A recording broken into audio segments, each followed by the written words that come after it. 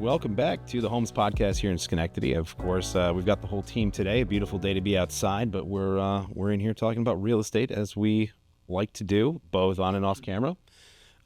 This is episode 12. We're 12 in the books. Can't wait for the next 12, what it might bring. And we refine processes and questions and whatnot. But I'm Dave Kellogg, a real estate agent here in Schenectady, and I'm excited to see what we get to talk about today. I'm Phil Reese. I work for Homestead Funding. I do mortgages. My technical title is Mortgage Loan Originator, or MLO. We love our acronyms in the banking world. But effectively what I do is I help clients get qualified for a house and then try to help them determine the best loan product that will meet their financial needs. And been doing it 19 years and still somehow love it. Nice. Somehow. And I'm Jerry alongside with David. And your two favorite guests. I mean, host. Two favorite Host, and our guest, Phil. Yep. Phil, tell us a little bit about life before Homestead. Yeah, I was talking to David about that before. We both have a little similar background. We started off in retail management. I worked in a store called Eastern Mountain Sports in Crossgates Mall. When I graduated college, I got a degree in history. I was going to become a teacher, and didn't quite feel like I wanted to pursue that path right after graduation. So I just kind of stuck in retail management and did that. I think everyone should either do food service or retail management sometime in their life. They'll be nicer to people. Couldn't agree more. And also, So true. It really is. And then it gives you great life experience. You learn how to talk to people. You learn how to kind of deal with the diversity of personalities, because you can't control who walks into your front door. Mm-hmm. And it's the same thing that applies to my job. Depending on my client's needs and who they are, I have to kind of be a chameleon and figure out how to work with them, whether you like them or not. They're always looking at the same end result. But did that. My wife had a mutual friend who worked for Homestead Funding, and she had been trying to recruit me for years. Now, I didn't want to leave that sales position with a salary and do, this, which is, full tightrope, no net, because I'm full commission, like realtors, right? Mm-hmm. And there's no fallback here. So I finally made the leap of faith, and I have no regrets. I love the company, only been with Homestead, and love what I do. So, yeah, that's it. I mean, yeah, for doing it 19 years, you have to find love in that. You do. You do. Yeah, it's trust me, it's had its challenges. I went through 2008 with the housing crisis, and kind of feels like we're in a bit of a weird point right now. I don't know what to call it. Maybe once we get through this inventory issue and the interest rate thing, we'll have a name for it. But right now, I just call it not fun. And my clients feel the same. But we're getting through it, and it's I have a lot of optimism for the next few years. The $1 million question you always get: how's the market? Yeah, I get that question all the time. I love that question. I hate that question. Do you really? Why? Let me ask you that question. All right, because it depends on your situation, right? There's a lot of situations we don't get to make choices on, right? You're getting married, you have a kid, doesn't fit, or the job makes you move.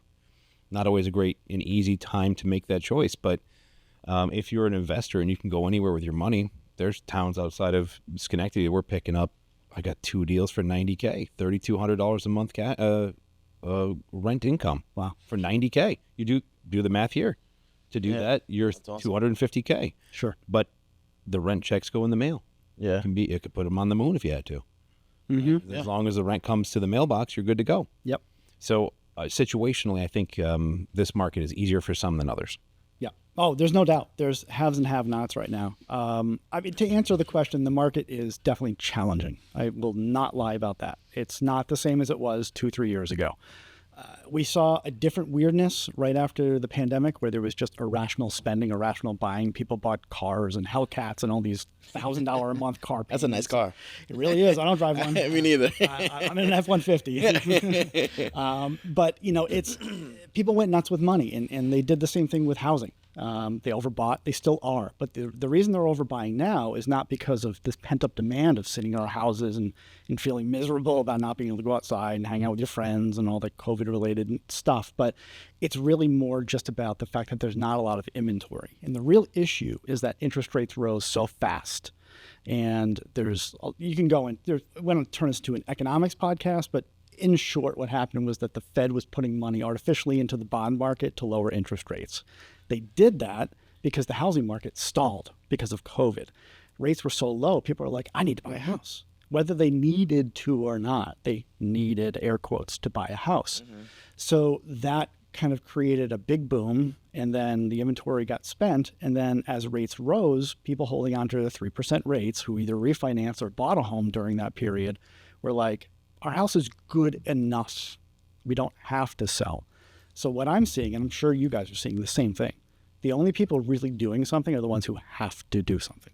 Yeah. Very few are electively deciding to buy, because if they have a rate of 3%, why get a rate of 6.75 or something in that ballpark? It changes daily, right? Yeah. But, so yeah, it's challenging. Yeah, the market's not easy, but there are ways to navigate it if you're smart. Yeah. And make good decisions. I agree. I mean, even on your point, David, keyword that you said, investors. If you're smart with your money and you know how to invest your money, this market is profitable for you. But first-time home buyers, I'm seeing you're being stretched very thin, especially when the rates are in the 6s, 7s. Sure. Is that correct? Yeah, it really depends on the week. There have been, the market's very data-driven right now. So if you're super nerdy like me and you like to follow all that stuff, you can see what's happening with not only the Fed meetings, which happen almost on a monthly basis, but what's really important are the CPI and PPI reports, which is Consumer Price Index and Producer Price Index. And they talk about the cost of goods being purchased, which is CPI, like the cost of your milk and your eggs and your car, and housing is such a huge part of that. So the housing right now, I think, is about 30% of the CPI inflation rate. So it basically means that the price of our houses, not only just buying them, but rent, is so expensive on a monthly basis. We all know that. Our peers are talking about it, right? Yeah. We're all in the age group here of people who are buying their first, maybe second houses. So everyone's expressing the same concern. So if you watch CPI and PPI, that'll tell you what's happening with inflation, and the Fed's reacting to that. So we're waiting for those inflation numbers to come down so the Fed can finally be like, okay, cool. We're back into a place of normalcy. We can start lowering those rates. And we're all mad at the Fed. We're like, come on, lower those rates, so we can have people buy houses. But if they do, inflation keeps rising. Yeah. So they've got this dance, this balance, and I don't envy their task. It's hard. Now, you've been in the industry for a number of years, right? 19, yeah. Yeah, so you probably, when you look at the historical interest rates, so we were like at 3.5 for like a really long time, historically speaking, right? Yeah, closer to the mic. Oh. Yeah. We need to hear that beautiful voice. Yeah, of course. Come on. Shove those pipes. Go deeper. But so since you've been in the industry so long, you probably have noticed that over, like, we were at like in the low 3s for almost an inordinate amount of time comparatively over the history of, interest rates in general. Yep. Why is that? Is that something artificial? Yeah, you can get way nerdy on this, but it's called QE, or quantitative easing. And basically what happened was that the Fed's policy was, to QE kind of happened back after the housing crisis, and they realized that, hey, we can put money into the bond market and kind of shore things up, lower interest rates. And they did that to entice spending, because what happened right after COVID, if you look at things like CPI and PPI, and a lot of just, GNP, which is, the gross national profit of the country, everything slowed to a halt. Like, everything slowed. Right after the COVID crisis happened, there was just nothing. People weren't spending anything on anything. And that's not good for the economy. So they're like, oh, we need to do something. We want people to buy cars and houses and, invest. And what they did is they lowered interest rates artificially. They just took money from the Treasury and threw it into the bond market. And bonds and mortgages are so closely tied to each other that when you throw money into the bond market, it lowers interest rates. And there are technical reasons why. You don't even really have to get into it in the podcast, but that's why. So because of the Fed's policies, rates dropped and they stayed so low, and they kept infusing money every month. And they would just keep doing that. And that kept those rates artificially low to shore up the housing market. And they did it. They almost did it too well. So to your point, that person who says, I got 2.99% on my interest rate, good for them. I'm super happy for them, but they're not probably going to move unless they have to. So that's kind of where we are now. And those were artificial rates. They're not coming back. I'll probably never see that the rest of my career. And I have many more years until I can think about retiring. So yeah, I think before 08, it was more of like you had ebbs and lows. Like it would go up and down the interest rates. and then all of a sudden they just all stayed about the same. Like you really couldn't even shop rates anymore because everybody was offering The same thing. Yeah. So, and I think that kind of gets to what you were mentioning before we started recording, like where now people are more considering buying down points as far as that's concerned too. Well, if this is the new normal, let's say, and you can't refinance cheaper for the next 10 years, maybe buying a point or two makes sense. Right? Depends on a crystal ball that we don't have. Saying, hey, what's the housing market going to do? What are the winning lottery numbers, and what is interest rates 2 years from now? Yeah. Right? Because I wouldn't buy points if I knew 6 months or a year from now it was going to drop. Yeah. But I don't know that. Yeah. We know. But we got Phil here today, so maybe he can predict Phil. the future of interest rates. Live. Exactly. Well, my seat just got a lot hotter. I mean, you asked the one question I love to answer before, which is, how is the market? And I think I kind of answered that. Yeah. In that conversation, David, and guys can go either way. Yeah. The thing is this: when it comes to predictions, it is anyone's guess, because what I'm trying to do is figure out what the Fed's going to do, and the Fed doesn't quite know what they're going to do. And we're all humans, right? Yeah. Sometimes, because it is so data-driven, they have to rely on metrics. Or you have a couple of good months where, when I say good, CPI is dropping, which means inflation's slowing. And then all of a sudden you get, boom, a report that comes back up again. You're like, what the heck happened? Mm-hmm. But, they're reacting in real time too. When it comes to predictions, it is hard. Dave and I started talking about this conversation with points before we started. And I purposely was like, let me talk about it on the podcast, because I have a particular flavor of what I want to do with points right now. Normally, when it comes to points, there is a break-even period. You look at it, you do the math, and you say, I'm spending X number of dollars.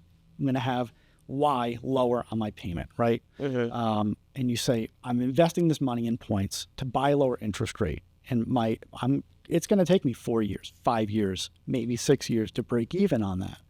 So if you get that artificially lower interest rate because you spent that money up front at closing to buy a lower rate, and then you refinance in 2 years because the rates drop, you're 4 years in the hole. Right. Yep. Yeah. If you had a 6-year break even, you didn't get your money back. Yeah. And my prediction right now is I think rates are probably going to start dropping pretty rapidly in about 2 years. We had one rate drop this year. Wall Street was, when the people at large were sort of expecting 3 rate drops this year. The last Fed meeting, it looked like maybe they weren't going to do anything. Now 2 ago. The most recent one that just happened a week or so ago, everything's fuzzy now. Yeah. 19 years in the business, it all blends. But they said that they're potentially looking at a rate drop in June. Now, if that happens, that might be the last one for the year, which means that it's going to take even longer for rates to drop, where consumers and home buyers want them to be. It's really hard to say. But what I'm telling people is this is the rate you can get now. If you like the house, great. If it's affordable, excellent. Don't overbuy. Just know that rates will drop at some point. I can't tell you when. But if you're going to hold a gun to my head, I'm going to probably predict 2 to 3 years, enough to maybe make your first refinance. Mm-hmm. So if you got a 7 and they drop to 5, that's probably worth it in most cases. And if they drop again, you can always refinance a second time. You can get that lower drop. Yeah. There's no limit to how many times you can do that. Date the rate and marry the house. Exactly. Mm-hmm. Yeah. But it is very important to say, like, without a crystal ball, don't overbuy a house that you can't afford. Because what if that 2 to 3 years becomes never? Becomes 5 years, mm-hmm. or something else happens. So you don't want to be treading water, but dunking below your affordability once in a while and have no ability to have any savings. Right. Because even if nothing goes wrong with equity or the market, hot water tanks fail, heating systems fail, trees fall against your house. So, it's really tough to go out there and say your budget is $225. You need 17 to close. You got 24, so let's go 225 plus 9 in extra cash and try to get in. It's like then anything happens and you're out. We talked about the question was asked how the market is for different buyers. I am finding heartbreak for FHA buyers right now because it's a loan program designed to help people get a home, and it also, if I'm selling a house that's got peeling paint, broken glass, rusted metal, and only half my burners on the stove work, I'm not replacing that if I don't have to. I got 14 offers today. Yeah. 3-year FHA. those mean I got to do work, and you can only go so high anyways because things still have to appraise. So let's be ridiculous. A $200,000 house, I get 5 offers at $1 million, and they're all fully leveraged on what you can get. Then the only thing that matters is how much I get to keep for how little work I do. So then the appraisal is going to come in, and the appraisal is what it is. And on some of those offers, I've got to peel, scrape, paint, fix, whatever, and the other ones I don't.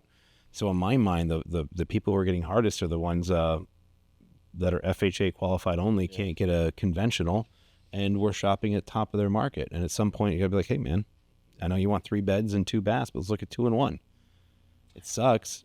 I get it. Sure. Now, I've noticed a lot of people locally come to me just asking for advice and who should they contact, and what they should do. Instead of looking for normal FHAs, a lot of them are starting to consider more the FHA 203K, which, correct me if I'm wrong, is the FHA product that also allows you to fix a lot of the issues with the home at the same time. So a lot of times that helps with those situations too. Can you tell us more about that product? Absolutely, and you're right about that. So the broader term for that type of loan is what's called a renovation loan or rehabilitation loan. Either one is interchangeably used and fine. There are several that actually do that. The FHA 203K would be the most common. And again, banking world, love our acronyms. So everything has an acronym. FHA is a loan that is designed typically for first-time home buyers. Doesn't have to be. It could be your second house. Just has to be an owner-occupied property. So you have to live in it. You can't be an investor for that type of product. And the 203K is a version of the FHA loan. So for the listeners, the FHA product, and we were talking about before when David was talking about or expressing concerns about, being a seller or listing agent and having to be concerned with FHA as a loan type, they're more strict about the standard of the property. So the appraisal's more strict.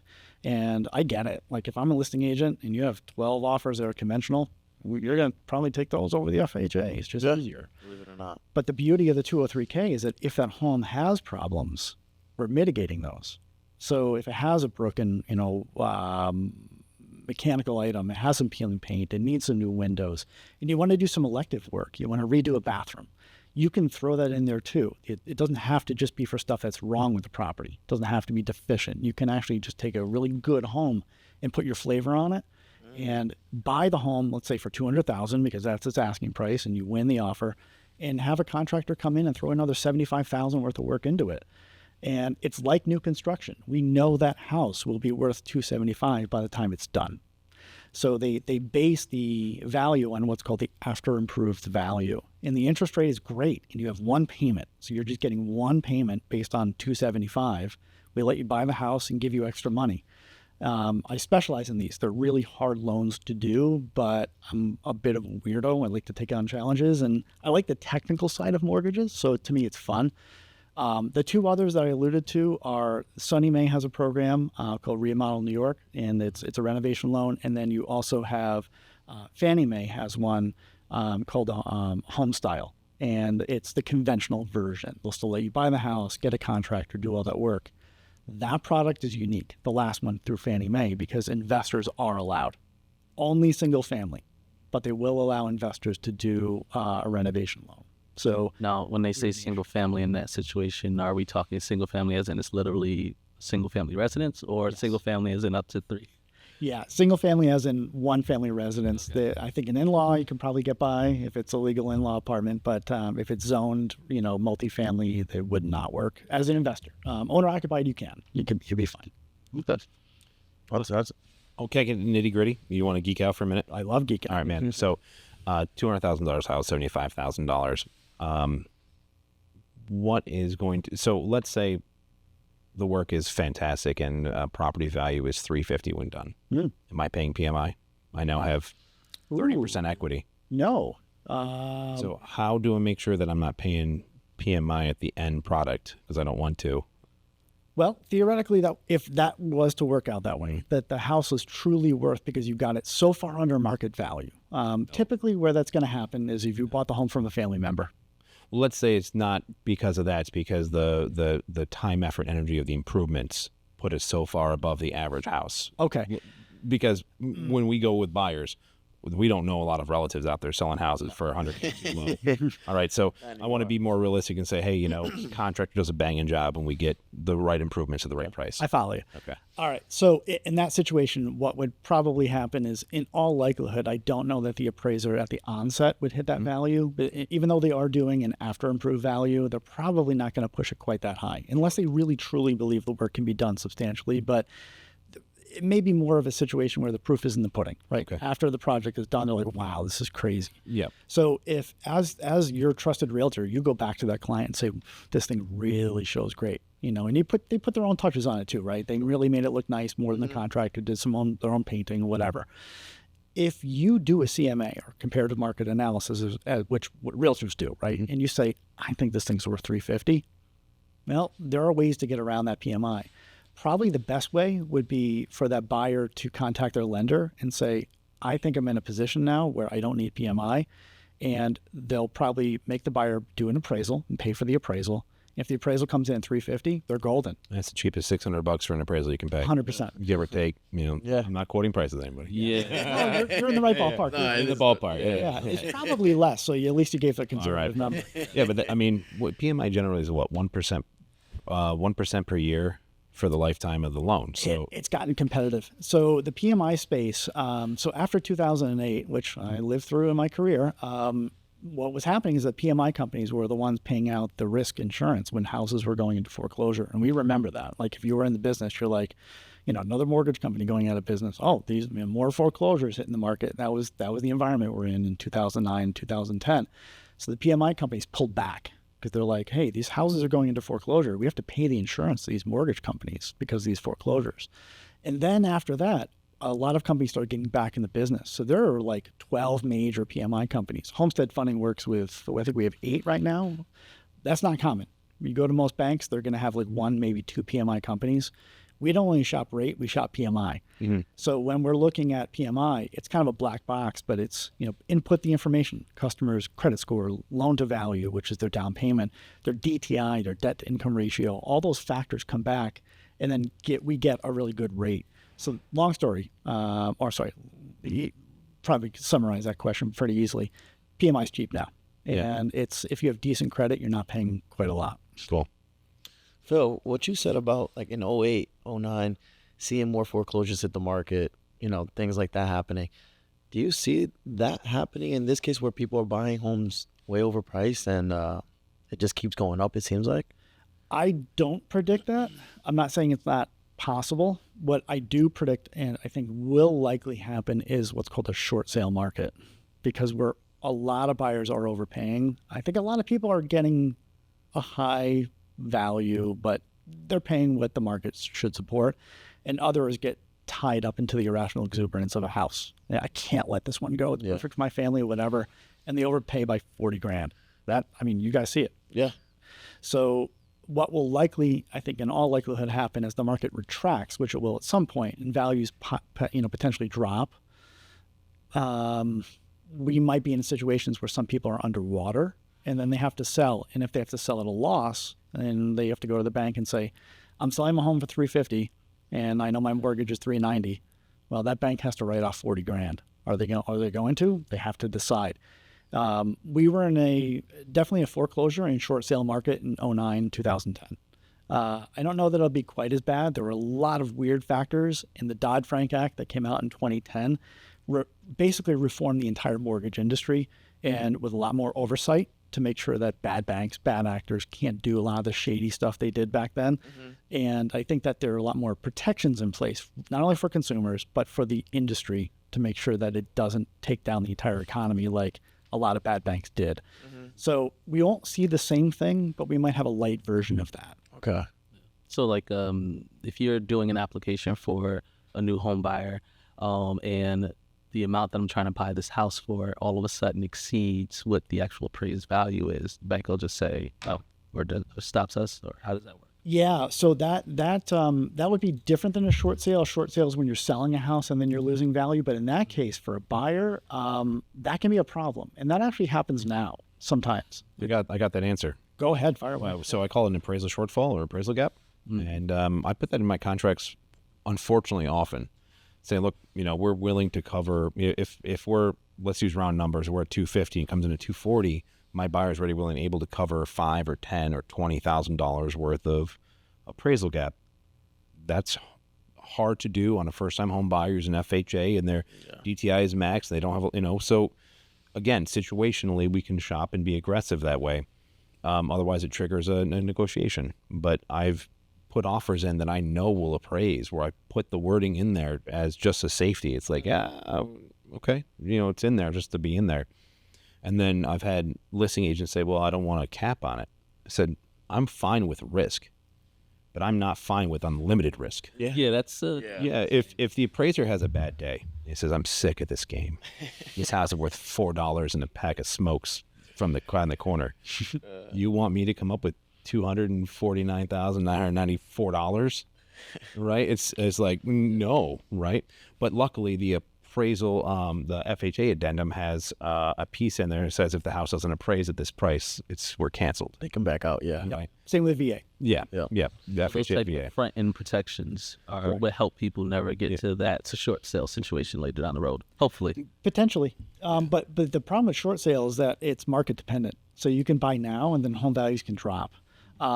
What I saw back in 2009 and 2010 were very short or very small value drops. We didn't have double digit drops like you experience in places like, New York City and LA and Metro Florida, like Miami, and those markets that were speculative markets where even like, for instance, like Phoenix, I think it was like one of the big hot spots where they were overbuilding. Builders were out there building too many houses. There's too much speculation in the market. And then when values dropped, things went crazy. Now, we had a little bit of a drop, but we all know the Capital District is pretty financially and fiscally conservative. Got a lot of anchors up here too. 100%. The job capital market's relatively stable up here. Absolutely. Yeah. And so when we had growth, we didn't experience like 15% growth year over year. It was at a lower rate. So when our values dropped, they weren't catastrophic drops. And I don't want to make everyone scared about the potential of this short sale market. It's not going to be like anything like it was back then, but we'll see it on a case-by-case basis. What do you advise, just to pivot, what do you advise your clients in regards to a budget? When they're buying a home, what should they look at? Should they look at the monthly payment? Should they have more money and not look at that? Like, what's the advice that you do put out there? Yeah, that's a good one.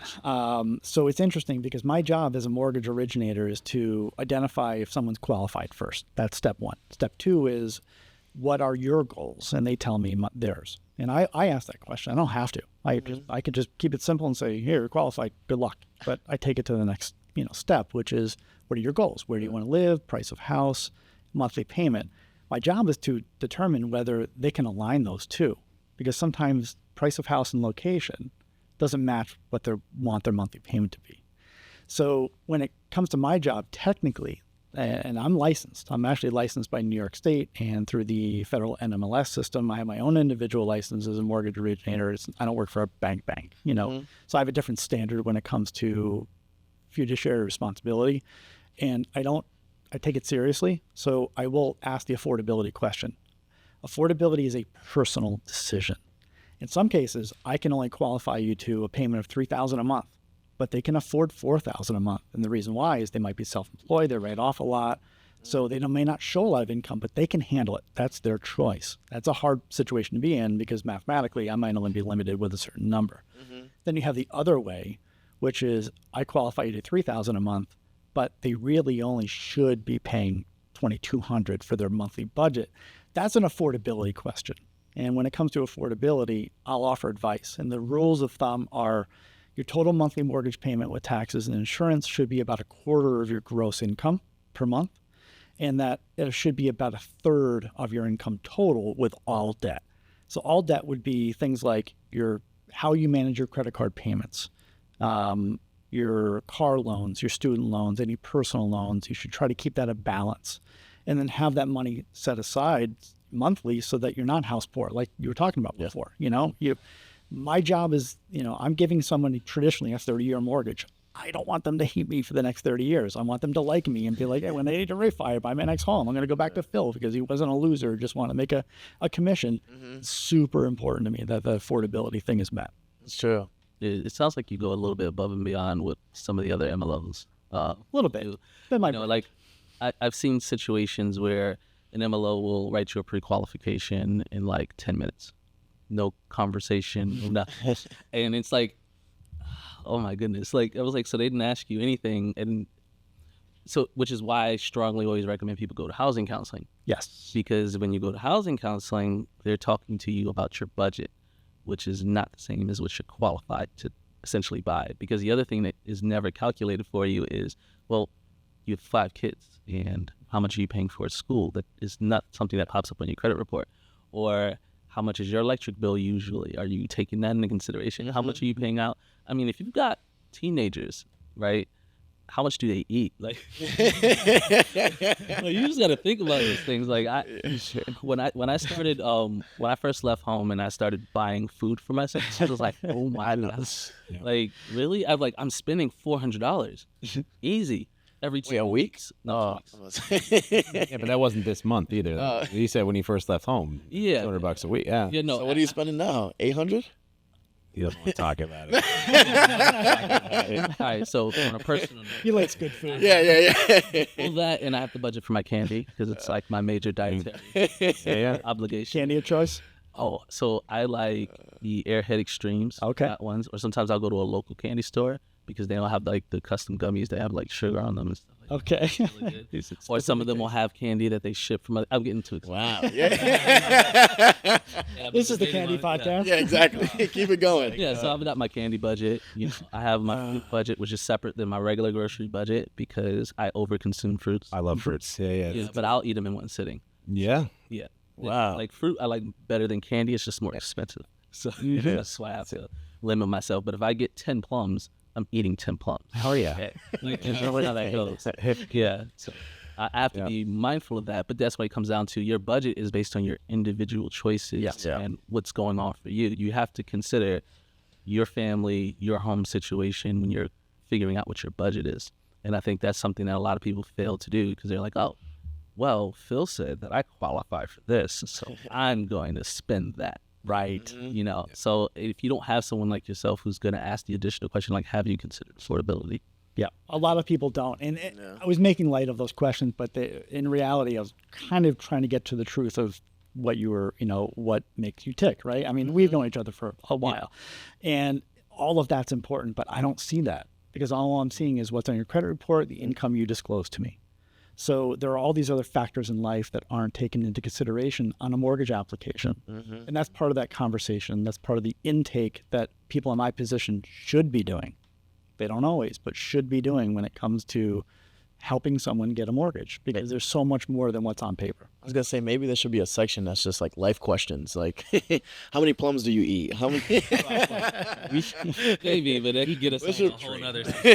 He can plant a tree. Plums grow in New York. Yeah. We could do that. Let's get you a Let's set that backyard, up. 2 plum trees. Sounds like effort. We could take the plums out of the debt to income ratio. Exactly. But Phil, I do want to ask you a question, right? Sure. So we just talked about affordability for a while, right? We talked about a lot of first-time home ownership. We bumped into the people should work some sort of customer service job to deal with people.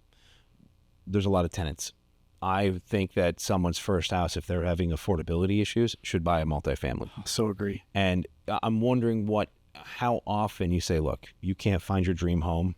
Not your first house does not have to be the dream home. It could be a transitional piece. I would like to ask you what type of effort you put into saying, look, if you're not finding what you're interested in a single, let's balance a 2-family, your budget, your situation. How often are you seeing that transition where someone's going from a single purchase mindset to a multifamily mindset? A lot more. Yeah. Yeah. So the quote unquote American dream was the single family, house in a planning unit development with a picket white fence. It's changing. And what we're seeing are a lot of changes in the market right now because of affordability, because of the price of houses and interest rates, both making those payments much higher than they were a few years ago. So we're seeing multi-generational living in houses, even single family, right? We're having parents, live with children, adults, like all older adults, because they're trying to combine efforts. Sometimes multiple families in the same house, and That's all by design, right? Because they're trying to keep those payments affordable. And I think a really good way to mitigate that payment problem is the multifamily. So the buyers are selectively looking at them more. So they're coming to me already with an inquiry of, to get qualified. They were recommended by their realtor or their financial planner or their attorneys. They call Phil Reese and I help them. When they fill out my application online, they're selecting 2-family. They're already telling me they want to do that. And then we have that conversation. But David, what we're doing is, when it comes to affordability, if someone's nailing it and they're looking, I don't want to, look at socioeconomics as like the only factor, but if they're looking at $600,000 in Guilderland for a single family, I kind of know they're going to stay there. But if it's your average first-time home buyer and they're looking 200, 250, 275, I always throw it out. Yep. Have you thought about it? And the answer generally is no. People do want that quote-unquote American dream house. But if you can, it's a great way to do it, because if you're an investor, you're looking at 25% down generally. But if you're an owner-occupied buyer, you can buy up to a 4-unit property with 3.5% down, or conventional 5% now, because Fannie changed their rules. So that's your only shot, and you can only do it once. Well, we can only do it once with FHA, right? So you can have another FHA a second time. Well, I want to play a mind game. Oh, go ahead. Go ahead. It's a board game now, but we're going to do it verbally because we dice. You could buy a 4-family with FHA. Correct. Okay. And then how long would you have to wait to go with a 3-family purchase somewhere else? Something, because generally it has to make sense why you're going towards a single family. So instead of buying a 1 and then a 4, you could buy a 4, then a 3, then a 2, then a 1. And what's the time frame between those purchases? Everyone being an owner occupied, is it 6 months apart? Are we keeping all the properties? Keeping them all, baby. A year. A year. Yep. So June of this year, we could close a 4-family. June of next year, a 3-family. Correct. June of the following year, 2-family. Yep. So in 4 years, you could have 4 plus 3 is 7 plus 2 is 9. Mm-hmm. So you could live in a single-family home and have 9 rental units in 4 years in one day. Correct. 3 years in a day. You're being creative, but you're still following all of the guidelines and rules and not breaking any laws and doing it above board. You have to be smart. Wow. Yep. So then, that can work. so then, as your tenants pay your mortgage down, you write off some of your things here and there. You built yourself a little empire in 3 years in one day. Yep. You just need a really good accountant who can help you with all those write-offs. And an agent that'll get you there. I think we know a couple of people. Couples that aren't even joint when they're That's true. That's true. And all of a sudden, you boop, boop, and then you come back at the single family. Yep. So, I mean, that's the thing, is you have to decide, are you in real estate for housing for your family, or are you in real estate for investment? And they can be both sometimes. If someone could show me a path, and I did this pre-kids and, just wife and I, because my oldest daughter's, I think, been 4 units at age 8, and we've been at this house for 3 years. So by 5, she'd been in 4 places. So I don't want to do it again. But at the right time of life, if someone would say, hey, you're going to move a lot, don't buy too much furniture. Don't paint the walls a color that's for you. Make the next 3 years in a day for the next tenant moving in. And then at 9 units rented, you can do what you want in your single family, and someone laid that out, I would have retired by now. And 9 units is a lot to have, even if you're cash flowing a little bit, just a little tiny bit. And if you're not cash flowing at all, in 30 years, you have 3 rental properties that are paid off completely, and all you've done is owner-occupied very small amount down payments, because if we follow the game with the low down payment options, we're there. Yep. I think it's a mindset thing. Yeah. So you have to be that person who's looking at this and saying, I'm going to make some life sacrifices, because you're living in a home that doesn't totally feel like yours. Exactly. Every room is millennial gray. You're just trying to keep it for resale, right? Is that my favorite color? Everyone, I'm so sick of gray and vinyl plank. it's the hot color right now. Oh, man. I'm with you, though, 100%. It was fine 5 years ago, and now you go in, it's like a gray. Yep. And if you watch it on a sunny day, even the windows are gray. On a rainy day, even the outside world's are gray. You're like, give me some blues. And, Every decade has its trend. I think that's kind of where we are right now. but paint's easiest to change. So be crazy in your paint. Be normal in your hardwoods and your cabinets and your finishes. Yeah, I wish everyone could be like you, though. It's really hard when it comes to, I'm giving That's high very praise nice. here. I'll expect high praise outside. But it's a challenging thing, because people just want to live their lifestyle. Yeah. So you have to be entrepreneurial if you're going to do that. and decide whether that's your life or not. But we have a lot of people that take jobs they don't like. True. But they're in that job for 30 years. I'm talking about moving 3 times and having a rental empire pay for every part of it. 100%. Right? I mean, I see the GE sign here, and I don't want to pick on them, but at the time that, when Schenectady was young and we had these major corporations, the dream was to find a company that would take you cradle to grave and pay you well. Mm-hmm. And I'm in my 4th career. It's all been things I've been able to adapt to, and I've enjoyed most of them. Mm-hmm. But I do not believe there's a lot of cradle to grave jobs that are going to take care of you, that are going to pay your retirement and health care until death. That just doesn't exist anymore. Yeah. They went from pensions to 401k. They went from really nice wages to bonuses at the end of the year because it's a one-time thing. Mm-hmm. Instead of, I'll give you a 10% raise, I'll give you a one-time 10% bonus. Those are different. So anyways. No, Phil's right, though. It goes back to mindset. I mean, I'm in that state of mind where I'm renting now, but I'm looking to buy the multifamily and sacrifice, life situations Awesome. just to be able to grow an empire, as he says. You do it in 3 But- years, buddy. I know, yeah, I'm counting. But yeah, I mean, it's hard, especially if you have a girlfriend or if you have other things that are I don't know if everybody wants to jump on your same business plan. Of course. So Yeah, you need I think a relationship should be business plans. So Yeah. it's so romantic. yeah, exactly. You just lost all the women on this podcast. Untrue. I think they talk about how often divorces come up with financial issues. Number one reason. It's so. How is they not one and the same? I grew up not talking about money. I talk about my money with my kids all the time. You want another candy bar? Go rake the lawn. I don't want to. I'm not going to buy you a candy bar. It's funny you say that because I have a 14-year-old and I have a 5-year-old. With the 5-year-old, we just want to make sure she's not eating glue in school, but the 14-year-old is pretty mature. And we talk about money all the time with her. Like, I don't tell her what I make. I think it's not appropriate, but we talk about the cost of things, I'm like, that thing costs $5,000. She's like, oh my God, But I want her to understand that this stuff is hard. So one, it motivates her to get a good job and a good career, and she can live the lifestyle she wants. But also the reality of this stuff you're going to have to be aware of when you're older.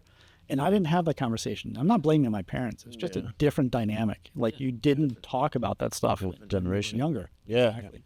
well, yeah, I was had my niece who she's graduating, I think, on the 20th from high school. She's going to college in Atlanta. That's where she's going to be going to college. So of course, she calls up uncle. She's like, hey, my dad doesn't want to buy me this, so can you buy me? It's how those conversations go.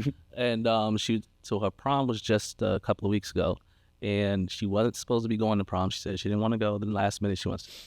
So she says she wants to buy a dress. Can you pay for my dress? I'm like, well, how much is this dress? Your father doesn't want to pay for it. She's like $1,200. Oh my God! I was going to say. I was going to say 1,000 too. Oh, it's $1,200 for the dress because apparently she didn't want to look like anyone else at the prom, so she literally wears custom made by a designer. Wow. Is like in Atlanta, but then the designer would like make it however she wanted it to be. And so I'm like, if you were to get this dress for $1,200, if I was to contribute anything toward it, then I'm not buying you your fridge and your microwave and your TV for your college dorm. Yeah. Write this off as the big step. Yeah, I'm like, you have to make a decision on that. So she's like, okay, I'll call you back tomorrow. And then she apparently took some time to look at it, and she was like, I'm gonna go for that dress. Really? Yeah, I thought she I was like, as long as Oh, so you still pay making for the it. decision and you understand what's going on here. She's like, well, I actually have a job, so I'm not going to ask you to pay for the entire dress. Okay. Which I really think is just a precursor to a setup for me to ask for something later. But, Only bought if you're clever about it, I might be like, you know what? Yeah. I see your game. Then you played it well. It's like Marisa, I need a half a fridge. Can you help me with the rest? Yeah. So she's so what she did was she was like, I only need $500 from you instead. And I'm just like, oh, $500 on $1,200. So now I'm like, oh crap, I just got sold. Right. So she's going into business management, is what you're saying, or I think the negotiations? idea is to do volleyball, Okay. but I guess that's a good side career for her too. Yeah, that's a nice But fallback. she's a little more mindful on the spending. She knows the things she likes are expensive, so it always comes down to, okay, so if I do this for this amount of money because I know that this is expensive, you can do this, and usually I just pose more, hey, if you do this, then you're not going to get this later. That's just how that's going to go. Don't ask me It's not going to be a thing. You're not getting an allowance from me. You have 2 parents. Yeah, exactly. Yeah, I'm not dealing with any of those things. But I probably will anyway. But to be real, hopefully she doesn't watch the episode. But My kids I'll go with a year. hostage with these kind of negotiations all the time. Uh-huh. Like 3 things, and I think they know they already have one throwaway thing they requested. You know, I want, you know, to go to swimming lessons, and then I want to go to after school program. And I want a unicorn. Well, unicorns don't exist. Okay, but I really want the other 2. Boom. Like, oh my They gotcha. God, they're smart kids. learning more about money. And Yeah. I think that puts them in a better situation in their first entering adulthood. A lot of times too, because they're going to know sacrifice. They're going to be aware of the expensive things. My 2 kids that talk out of 3, they both want that Langhouse when it's done. Oh. They want to pick the colors, pink and purple, or lime green and Wow. So they don't want a dress; they want a house. yeah. Dresses are easier. Yeah. Just a little But bit. yeah, I'm like, yeah, so you know, it's cool. I think when you bring that to the forefront, especially if they're young, especially having kids young like you guys, I mean, that only prepares them for their future, especially adulting, because we don't even learn that in high school, how to manage money, how to manage spending. I know we always say the same thing about high school doesn't really teach you for adulthood and life, but yeah, I think that's essential in regards to playing this game of life that we have to play. I mean, that's the thing is I think we look in this country as school to be the end all be all for all education. And it's just I don't know why it's this social pact that we've all accepted that like, oh, the teachers teach us my kids everything. But parenting's hard. Like there's a lot you need to do. And I know this is not a parenting podcast, but one of the most frustrating things is when a customer comes to me and they have no financial knowledge at all, like none. And I know instantly, 1, your parents didn't teach you, which is a real shame. And 2, I know the school failed you. And I think that's one area that, although I don't think everything relies on schooling, I think we teach our kids so many book learning things, which, listen, I'm an academic. I went to college. My father has his PhD. I didn't stick it out that long, but I'm all about school and education. I think it's a great way to set you up for success in life. But it doesn't teach you everything. And one of the biggest downfalls that we have as a country is a lack of financial education. So when customers come to me and they don't even understand that there's 3 credit bureaus, they don't even understand what your score number should be. They have no idea what debt income ratio is. They have no idea how to budget. These are basic life lessons that will set you up for failure if you don't get them. So my job, back to what you're saying before, Maurice, which is not just qualifying customers, but trying to give them a little bit of nugget, little information that I've been able to glean over the years I've been doing this. And if I can take 5 more minutes out of my day to explain things and help people make a better decision, I don't get paid more for it. I just go to sleep at night. And when my head rests on the pillow, I have no problem falling asleep because I'm not guilty about it. But it's a failure in our country where we don't really teach people those amazingly important life lessons about money. You're right. And sometimes it's too late when they get up to you and trying to buy a house, sometimes their credit scores is in shambles. They can't do anything to bring it back up. Immediately. You can always fix it. Okay. But it does take time. Some people are so bad that it's going to take them time. And then they have to decide whether they want to make hard life decisions to fix it. Yeah. Some people just will never get their stuff together. I think a lot of it, though, stems from them not understanding the point of credit. Yes. Yeah.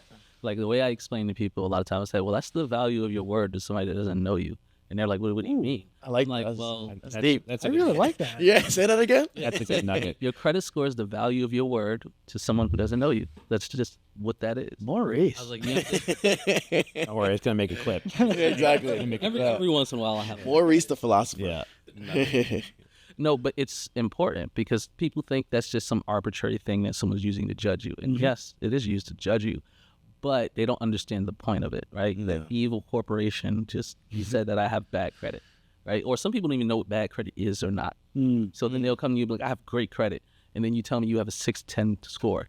I was like, that doesn't mean you can't buy anything. Like you can definitely use a firm and get a flight and stuff like that. But in the reality of it is though, it's like your credit's really not that good. I said, so who do you owe? Who haven't you paid? Who do you pay late? And they were like, what do you mean? I said, let's look at it as a real human example. If you want to borrow money from me and you say, hey, Maurice, I want to borrow $500. Or if I ask you, actually better, if I ask you, can I borrow $500 and you don't know me from a can of paint? You'd probably say no. If I say, can I borrow $500 and here's proof that I make that much money, are you going to lend to me? The likelihood, you probably still wouldn't because you don't know me at all. But if I borrowed from your friend Jerry over here and I paid Jerry back on time every time, and so you call him up, which is your credit report, they're looking at the call log like, hey, Jerry, does Maurice pay people back? And he says yes, then you're more likely to say yes. Yeah. But if you call Jerry and Jerry says, he does pay me back, but he's kind of, sometimes he misses a payment here and there, you're still looking at me funny. It's just how that is. Yep. Right. And don't let it be 3 or 4 other people on there. Yeah, exactly. That none is a pattern. Called all your friends. Yeah. So like Do it. everybody who knows you says you don't pay. Yeah. So But once you rethink how you consider credit and what it's for, then I think sometimes that helps. Or at least they're a little less butthurt about why they got judged. right. It's amazing how both an anchor and like a parachute, a good credit or bad credit score can be. Because if you're really bad, it's hard sometimes to get out of it. Like if I needed to, change my cash flow, I wasn't willing to change jobs, I'd be looking at a multifamily home to kind of float my bills. But you can't get a big multifamily home with bad credit, so it stinks. But then if you have great credit, I don't understand why people aren't out there buying investment properties if they've got banging credit, because in my mind it goes up. We talked earlier about overspending. If I could have bought a house that was over what I thought market value was 2.5, 3 years ago at $40K over, I'd probably have $60,000, $70,000 in equity today. So if you give it time, real estate wins. You just got to give it time. So if in the very short run, big changes make a difference, but long term, rentals and equity are banging deals. Yeah.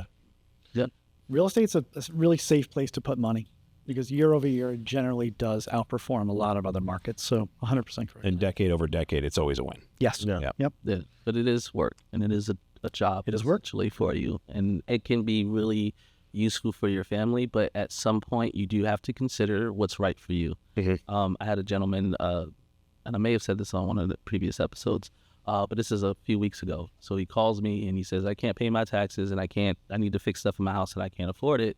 So what can you give me? And I'm just like, can't give you money when you owe us money. But let's look at, okay, have you had the conversation as to whether or not this property is working for you financially yet? And he's like, well, no, what do you mean? I said, I would much rather you be in a situation where you voluntarily give up your home and restart on a better foot because you have money in your pocket than you restarting because someone took your home. Yep. Those are two different situations. Although at the end of the day, you are now transitioning to a new home, you want it to be on your terms. So you should go get some housing. Or an apartment that is affordable to them. Yeah. Right? Same argument can be made for apartments. Yep. Don't get evicted. You leave first. I was asked to go look at a house out by Cutler or Congress, and it was a cold, rainy, like February or something, and they brought me this paper, and they said, what can you do? I came to you with it. And the city had told them that everything was due. It was the year before, and like there was any safety net or time allowances that we would have had were so far gone at that point that we found out that they were in a house the city had already owned. They were in a home that they weren't the owners of anymore. They were squatting in their home at this point. And I went to show it the other day. And I was like, man, if someone had called a year earlier, instead of having that black mark on their credit, they would have had $10,000, $20,000, $30,000 in their pocket instead. Yeah. And if you were to weigh the two, yeah, it sucks. Like looking at not knowing where your credit is and looking at it like Credit Karma or whatever you might use. Oh man, it sucks. But now it's something that's real and you can work on. Addressing those concerns of late payments or taxes owed, it sucks to have to realize that, to open the envelope and say, what can I do? But there are so many options out there, especially in our equity gaining market, to not get stuck with it. Call one of us, guys. Call one of us. Let's get you out of it. I think it's usually fear. Right? Yeah, there's people get scared about not being able to pay their bills. That's very common. And I think what a lot of people you have to understand is these corporations, these municipalities, these governments, nobody wants your house, okay? Nobody wants it at all. 100%. There's no bank out there that the says, bank doesn't want your house. It's not, They lose money. yeah.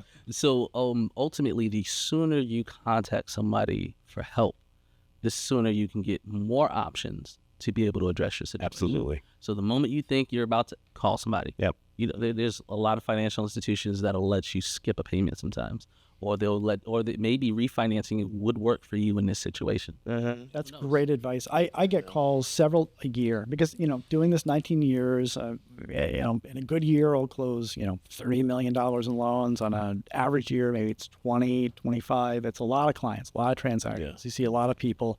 And I become emotionally invested in some of these relationships. Like some people I talk to periodically. It's going to happen. You fall in love with the people. They're awesome. Like I have realtors that I have that if I left the business today, they are close friends. I have clients who called me and they will only use me, and they've invited me to I just closed a loan for somebody, and it was one of the hardest loans of my life. He bought a home from the city of Albany, and it was attorney general approval because it was owned by a church and the whole nine.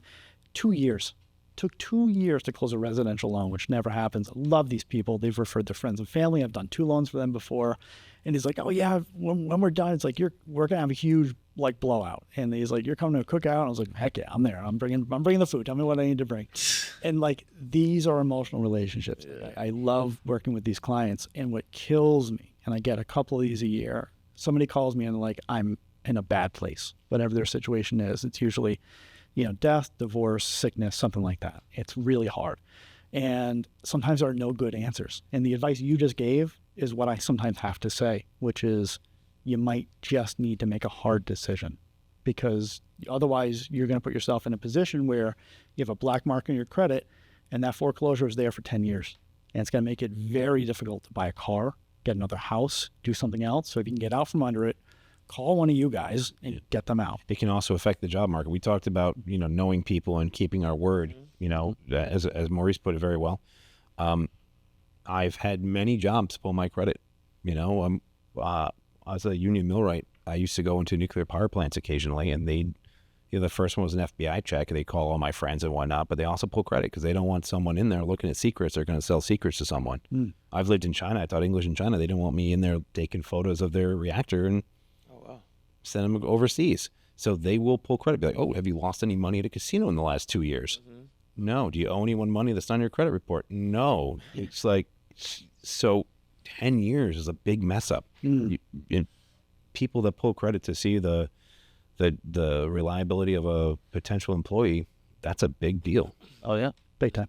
That's true. Like if you try to work in a financial institution, they always pull your credit. And they always ask extra questions. Yeah. You're like, why does that matter? And it's like, no, they want to make sure you're not a thief. It's just what it is. I have to maintain good credit, or I can't actually maintain my license. It's critical to my position. So sometimes for people, it's more of a mental. You can feel those emotions of being giving out too much information. I don't know this person, and it's like, why do that? Why reach out to someone that I don't know? It's I don't know, like we all spoke on emotions. It becomes a mental battle. And if you're not ready to stand up and just, take ownership of your position, if you're going into foreclosure or something like that, you can try to avoid it. I don't know. It's tough. It's tough for someone to... These days, I think it's all of ours, we kind of take it on as a responsibility to almost counsel people to some degree, or at least get them to an appropriate type of counseling. Yes, correct. And usually the person who started the relationship is really the person who they feel comfortable going to. So the first person I spoke with was Jerry or David. That's who I'm going to go to when I have a hard time, as long as I know that you're okay with me coming to you. Yeah, and like Phil said, upholding that relationship too. Periodically clients are coming back to you and inviting to cookouts. They must love you. If they're doing that, So upholding these relationships is basically the business that we're in. So it's relationship building. We're not salespeople. We are relationship builders, and hopefully we both make profit from that relationship. I hate that word sales. Technically, it's the department that I work in my company, right? If you're forward-facing with a customer, you're in sales. Yeah, I hate it. Relationships is education. No, there's a difference between a salesperson and a relationship banker. So we're like, there's a difference. Some people just want to get the sale. You're not building a relationship, So I want to make sure that we end with any nuggets that you guys might have for everybody. Well, I'm optimistic about the next few years. I think rates will be dropping, and as they do, we'll see more home inventory, more people listing their houses. People who are death gripping those 3% rates, as they start getting closer to 5, will probably be like, yeah, it's somewhere in the middle of where they were and what I have. And I think we'll probably hit that point in the next couple of years. So if you're a buyer and you're frustrated, wait it out. And if you're a buyer and you're looking for homes actively and you're frustrated, take your time. It's going to take longer right now to buy a house. Make sure you have that time on the clock, and just work with somebody in my industry who actually cares about your needs. It doesn't have to be me. I'd love it to be me, obviously, but there are so many really good people. Get recommendations from your realtors, your friends, and find out somebody who knows what they're doing. But I think we'll be good in a couple more years. Okay. Yep. Sure. Well, no, thank you, Phil, for coming out, Thank you. spending some time with us. It's fun. David, any last words? Well, I want someone to give me a call off this and say, let's build that empire. And, they might just get stuck liking the rent checks coming in. They might say, let's, when I get to that single family, let's go shopping for more. But I do want to encourage flexibility. There's plenty of good deals that still come up. I'm amazed how occasionally I see a price that's ridiculously lower than I'd expect on a sale price. But if you're getting fatigued, if you're getting buyer fatigue, let's take a look at something maybe slightly outside the market and put another 10 miles a day on the car, but keep the affordability. Or let's talk about multifamilies. You'd be amazed what nice multifamilies come up occasionally. Great advice. All right. And I guess I'll just end it by saying we are available on Spotify as well as Amazon as well. And starting tomorrow, if you go on the city's website, you'll see a link if you want to ask any specific questions too. I believe at our next episode, we'll have some people who are experienced builders as well. Yep. Oh, cool. Yeah. Nice. Yep. And I'd love to answer some question somewhere from outside of this room. Oh yeah, Right. We're going to start So- posting links everywhere, so Yeah. you guys can fill out the questions. Our audience will be able to interact with us. Beautiful. Thank you, everybody. Thanks. What a great day. All right.